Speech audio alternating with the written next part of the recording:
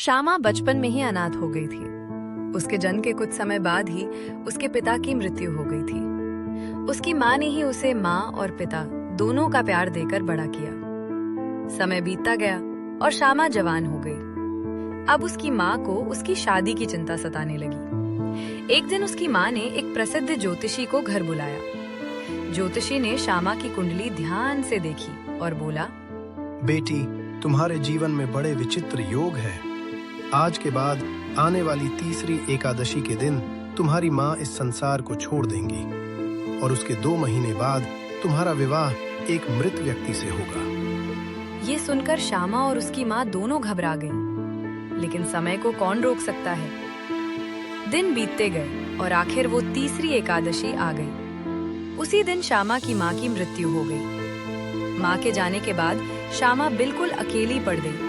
वो दिन रात भगवान शिव का नाम जपती रहती थी। 2 महीने बाद एक दिन श्यामा किसी काम से बाहर जा रही थी। रास्ते में उसने देखा कि सड़क किनारे एक युवक बेहोश पड़ा है।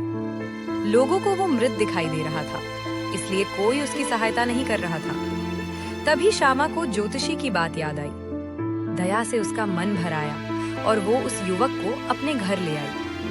श्यामा उस युवक के सिर को अपनी गोद में रखकर भगवान शिव का नाम जपने लगी। तभी रात में उसके दरवाजे पर दस्तक हुई। बाहर एक दुखी औरत खड़ी थी। वो बोली, बहन, मेरा इस दुनिया में कोई नहीं है। मैं बहुत थकी हुई हूँ। क्या मुझे आज रात यहाँ रहने की जगह मिल सकती है? श्यामा का हृदय बहुत दयालु था। उसने तुरंत उसे अंदर आने दिया। उधर कैलाश पर्वत पर भगवान शिव और माता पार्वती ने श्यामा की भक्ति और शिव शिव की ध्वनि सुनी। माता पार्वती बोली, स्वामी, ये लड़की बहुत दुख सह चुकी है, इसकी सहायता कीजिए। भगवान शिव बोले, चलो देवी, इसकी परीक्षा भी पूरी कर दें और इसका दुख भी दूर करें। दोनों साधु साध्वी का वेश धारण करके श्यामा के घर पहुंचे और भिक्षा मांगने लगे। श्यामा ने उस दूसरी औरत से कहा, बहन, तुम थोड़ी देर इस युवक का सिर अपनी गोद में रखो। मैं बाहर जाकर भिक्षा दे आती हूँ। जैसे ही श्यामा बाहर गई और उसने साधु साध्वी को चावल दिए, भगवान शिव और माता पार्वती के आशीर्वाद से वो युवक जीवित हो उठा।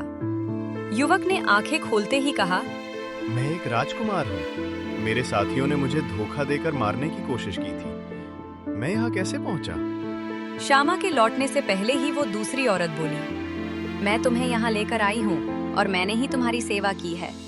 श्यामा ने तुरंत कहा, नहीं, इन्हें मैं यहाँ लाई थी। लेकिन राजकुमार ने उस धोखेबाज औरत की बात पर विश्वास कर लिया। वो उसे अपने साथ महल ले गया और कुछ समय बाद दोनों का विवाह हो गया। एक रात राजकुमार को स्वप्न में भगवान शिव और माता पार्वती दिखाई दिए। उन्होंने कहा, वत्स, तुमसे भूल हुई है। जिसने तुम्हारी जान बचाई वह श्यामा थी। सुबह राजकुमार ने ये सपना अपनी पत्नी को बताया। वो तुरंत बोली, क्या आप सपनों पर मुझसे ज्यादा विश्वास करते हैं? सपने तो झूठे भी हो सकते हैं। राजकुमार उसकी बातों में आ गया। लेकिन अगली रात फिर भगवान शिव और माता पार्वती उसके सपने में आए। उन्होंने कहा, कल हम स्वयं तुम्हारे दरबार में आएंगे, तब तुम्हें सत्य का पता चल जाएगा। अगले दिन सचमुच साधु साध्वी के रूप में शिव और पार्वती राज दरबार पहुंचे। उन्हें देखते ही राजकुमार की पत्नी घबरा गई और छिपने लगी। तभी राजकुमार को समझ आ गया कि वही झूठ बोल रही थी। राजकुमार ने तुरंत अपने सैनिकों को भेजकर श्यामा को खोज निकाला। उसने श्यामा से अपनी भूल के लिए क्षमा मांगी। फिर पूरे राज्य में धूमधाम से उनका विवाह कराया गया। उस धोखेबाज औरत को उसके छल का दंड मिला, जबकि श्यामा को उसके धैर्य, दया और भक्ति का फल प्राप्त हुआ। इस प्रकार सच्चाई और भक्ति की हमेशा विजय होती है।